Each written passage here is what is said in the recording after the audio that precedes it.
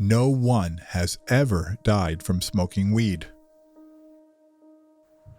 This narrative has been passed down for generations and is potentially the barrier for many who abuse marijuana and for them to see their challenges as they really are. Now let's consider Johnny Stack. At the age of 14, he began using marijuana as a result of his friend's older brother being able to purchase it after he had obtained a medical marijuana card at the age of 18. This was the beginning of this phenomenon, which started in Colorado. In 2012, Johnny took his first hit of marijuana and fell in love with it. He consistently used it from the ages of 14 through 18, when he was able to acquire his own medical marijuana card from an unknown doctor and an unknown diagnosis. Hello friends, my name is Bernie Tiger from Tiger Resilience, where we offer addiction solutions for families who are struggling with a loved one who is dealing with an addiction. I know the devastation that addiction can have on a family, as I myself was homeless at the age of 17 through no fault of my own. Through the years, I transcended that adversity while gaining knowledge through experience, education, clinical practices as a program director and therapist. So let's get back to Johnny's story. Johnny had no medical history or mental condition. He just wanted to get high with his friends. Considering the potency of today's THC, it has never been easier to get high. Many people continue to believe the false narrative that it is safe. Within 5 years, Johnny would take his own life as a result of dabbing THC and then having a psychotic break. We will discuss dabbing later on in the video. Johnny had no other drugs in his system. He had been diagnosed with THC abuse severe by a psychiatric hospital prior to his death. This YouTube channel is designed specifically to help families through guidance with practical information about addiction challenges and the solutions. In these video series, I will share how addiction is a significant problem for families and the solutions that we utilize with our program for our families successfully. Now, the truth is that there are many myths about marijuana, but one that I find especially important with youth is that it is non-addictive. My purpose in these 2 video series is to provide practical and factual information regarding the use of marijuana. I do not take a side either way regarding the use of marijuana, but just want to provide you the information. I feel compelled to share this information because I consistently see through my patients and families the challenges with using medical marijuana. Though they have dual addictions and challenges in other areas of their life, this continues to become a problem and exacerbate many of the conditions that they're dealing with. Consider this. A family member has a heroin addiction, and he goes to see his primary care physician. The physician is aware of his addiction, but the individual shares that he needs pain medication, falsely claiming he has an injury. Now, that doctor to prescribe a narcotic, to prescribe a pain medication, would be not only irresponsible, it would be reprehensible if he knew about that addiction. That analogy provides truth today because many individuals who are struggling with substance use disorders are easily and able to attain a medical marijuana card so that they can continue using marijuana. This is especially troubling for youth, early teens through young adults, where the impact of marijuana abuse can have long-term effects on growth and development. If you are a parent and are concerned about your child using marijuana, whether you suspect it or know for certain that they are using it, this video will certainly benefit you. The content I will provide is for your understanding so that you can make informed decisions from now on. I encourage parents viewing this video, do not share it with your child that you may be concerned with, as you will further alienate them and create defensive roadblocks, which will create a greater challenge for you to communicate with them later on. This content is for your understanding so that once again, you can make informed decisions. I will be providing future videos on exactly how you can talk with your loved one who may be using or abusing marijuana. Let me begin by sharing some studies that show some benefits of marijuana use for a specific subset of people. Cannabis has been used to treat nerve pain, also known as neuropathic pain. There have been studies from 2017 that showed the benefits of using cannabis to treat opioid withdrawal and to assist in nausea and pain. Additional studies from the 1970s through the 1980s shows that those who are suffering from glaucoma may find temporary relief from eye pressure due to the cannabinoid. Though this study was inconclusive as it was only a temporary relief, and then was later found to have potentially increased that pressure in the eye as well. Marijuana has been able to assist those struggling with HIV as it would assist them in their hunger and being able to eat, thus reducing the potential for emaciation as an effect from HIV. Marijuana has also been studied to show some effectiveness in irritable bowel syndrome, also known as IBS. In 2015, there was a study regarding Tourette's and a particular tic syndrome in which cannabinoid was tested and found to have positive results in reducing the tic. Researchers also believe that CBD may help a person with anxiety. An animal study suggested CBD could be helpful with things like inflammation and depression. CBD is the non-psychoactive substance in cannabis and does not create the euphoria or high like THC will. In 2015, a study showed the benefits of cannabinoids when dealing with nausea and vomiting due to chemotherapy for cancer. On this particular note, I have worked with cancer patients with substance use disorders who also used marijuana to assist them through that cancer treatment, and I found it to be very effective for them without adding any other additional issues with their addiction. Additional studies have been conducted regarding post-traumatic stress disorder and sleep disorders with mixed results. Regarding sleep disorders, if somebody was struggling with post-traumatic stress and a sleep disorder, there seemed to be more benefits with marijuana than if it was to be used just for the post-traumatic stress disorder alone. Let me preface the next part of this video by sharing that this is not about right or wrong. I am not here and my intent is not here to necessarily make judgment on anyone. And this is not intended for the casual or sporadic user. Whether you tried cannabis as a young person or you sporadically use it today, this is not about judgment to you or anyone else. This is about information. The information provided in this video is for individuals who are struggling with a daily obsession with marijuana use. Just like any other substance, whether you have a glass of wine or two on the weekend or you take a puff or two of marijuana because it helps you relax, there are people who can do that and walk away and live normal, happy lives. And then there are individuals who cannot, where they become obsessed with it and then become either alcoholic or dependent on marijuana. One of the great challenges today is that the potency of the THC has increased significantly. This is not your grandfather's weed from the 1960s.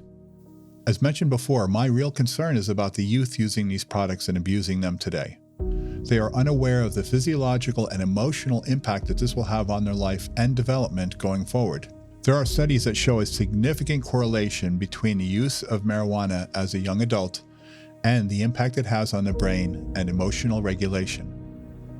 In our description below, you'll also find the criteria for identifying marijuana addiction and the specific points that need to be addressed. So let's review some of the negative consequences of using the cannabinoids marijuana from today's marketplace with the high THC content. Brain health. Marijuana can cause permanent IQ loss as much as 8 points when people start using it at a young age. These IQ points do not come back even after quitting marijuana. Mental health. Many studies link marijuana use to depression, anxiety, suicide planning, and psychotic episodes. It is not known, however, if marijuana use is the cause of these conditions. Based on this study, if you were to review the story of Johnny's suicide death after a psychotic break from using cannabinoids, you can make your own determination as to the safety of this product. Physical and athletic performance. Research shows that marijuana affects timing, movement, and coordination, which can harm you in athletic performance and basic mobility. Driving under the influence. People who drive under the influence of marijuana can experience dangerous effects, including slower reactions, lane weaving, decreased coordination, and difficulty reacting to signals and sounds on the road. Child development. Using marijuana during pregnancy may cause fetal growth restrictions, premature birth, stillbirth, and problems with brain development, resulting in hyperactivity or poor cognitive function. THC and other chemicals in marijuana can also be passed from the mother to her baby through breast milk, further impacting the child's healthy development. Using marijuana can affect the performance and how well people do in life. Research has shown that people who use marijuana from an early age are more likely to have relationship problems, worse educational outcomes, specifically when they start very young, and low career achievement, thus reducing life satisfaction. In all my years working as a clinician and treating addiction, marijuana has been one of the most challenging to work with. I feel this is due to the perception of marijuana use as being acceptable as a result of the legalization and advocacy groups that promote using marijuana throughout our country. I'd like to share about my brother-in-law, a personal story, who used marijuana at the age of 12 and began to use it consistently throughout the rest of his life. Now, he struggled with some other addictions severely throughout his journey, but his marijuana use continued, and I've come to see it as a major contributor to the low quality of life and the many hardships that he faced, because it also affected his decision-making process. When he passed away recently, it was a result of a combination of his substance use throughout his life, his poor quality of life and decision-making, which all began with the use of marijuana at the age of 12. Now, I'm not here to say that would he have still become addicted to other substances had he not used marijuana at 12? Obviously, that's a judgment call that I cannot make. But I can certainly say for a fact that marijuana influenced some of his early decisions, which brought him down the path he ended up having and the hardships that he also had to go through in his life. Contrary to popular belief, marijuana is very addictive, and research has proven that. Here are some statistics. 1 in 6 people who start using the drug before the age of 18 can become addicted.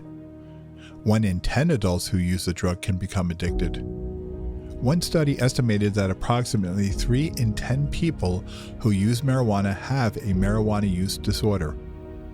Another study estimated that people who use cannabis have about a 10% likelihood of becoming addicted.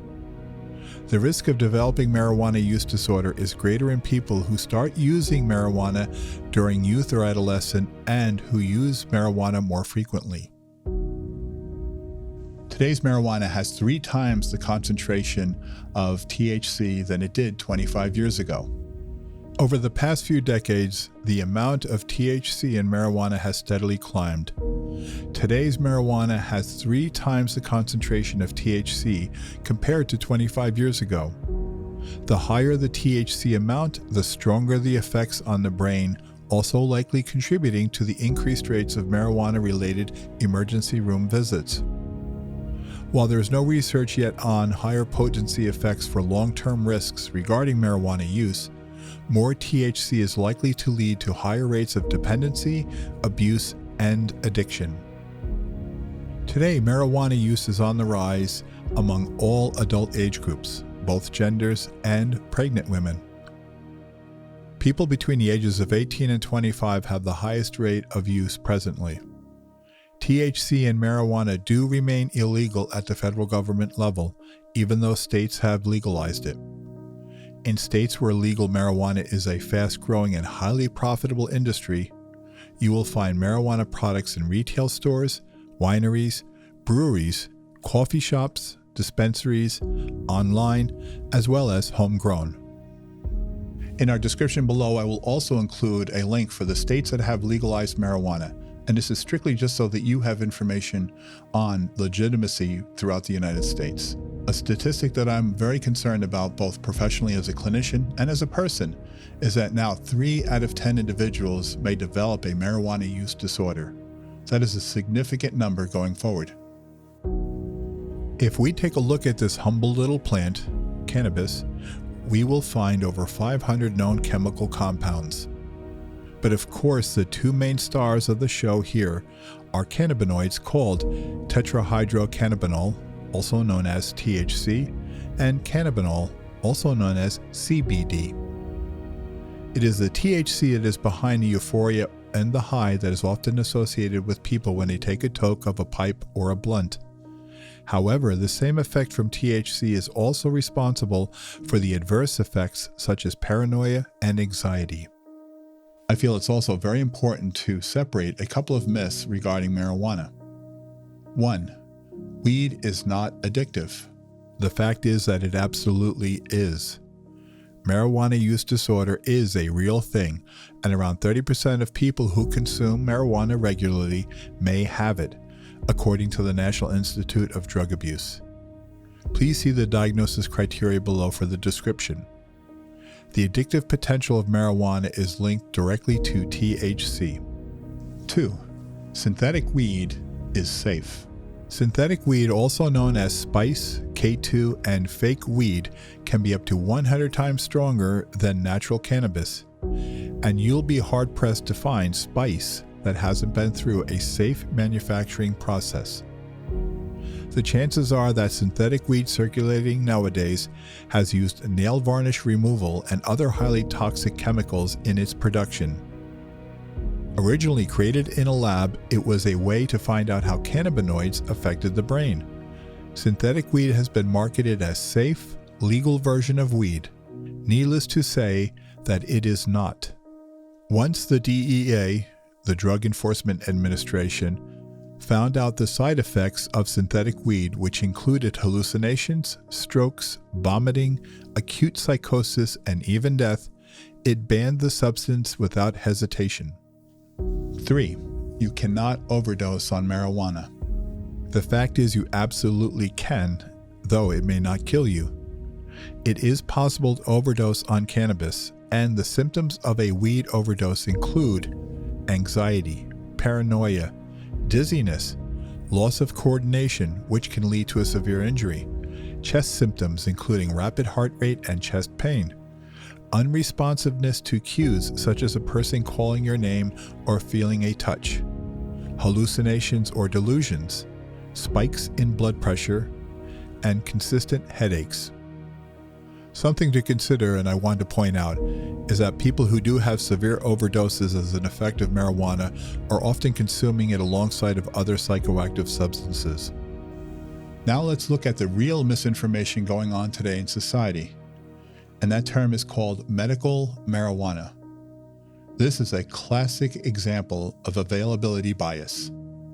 If you were having this discussion 5 years ago, the idea that marijuana should be legal or that it might be medically beneficial to a large segment of the population would have been brought out with widespread laughter. Even those who are medical marijuana believers would have to admit it was really an intentional misnomer to allow legalization of recreational marijuana without feeling guilty. Today, it is truly taken for granted that large portions of high school kids are vaping weed. The more it is propagated through advertisement as a normal and even therapeutic product, the more it is acceptable as a truth. The general public seems to be embracing this widespread availability of marijuana when opioids and THC have a similar neurobiological effect.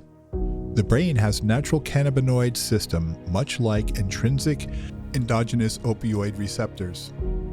Both increase dopamine, which registers as a reward and suppresses negative emotions and suffering. In part 2 of this video, I'll continue to provide additional information about marijuana and some additional specific attributes of marijuana, including using hashish and dabbing. I'll also continue to discuss the challenges that both adults and youth face with marijuana use. But I will also provide solutions that you can utilize in your life right now if you have a loved one struggling with marijuana use. Please know that this video is not set up to create fear tactics or scaring a family or individuals. It's strictly about making you aware, giving you information that is factual, and allowing you the opportunity to make informed decisions for yourself and your loved ones. I will discuss specific techniques going forward on what are things that you can do to intervene or at least start the influence process with a loved one that you may be concerned with who is using and abusing marijuana. I'd like to thank you once again for taking time out of your busy schedule to review this content. And I would only ask that if you found value in any of this material, could you please consider subscribing to our channel so that you can keep up to date on all of our future videos. In addition, I would ask, could you please like this video, as that will allow us the opportunity for this information to be passed forward to other families and individuals who are struggling with addiction challenges.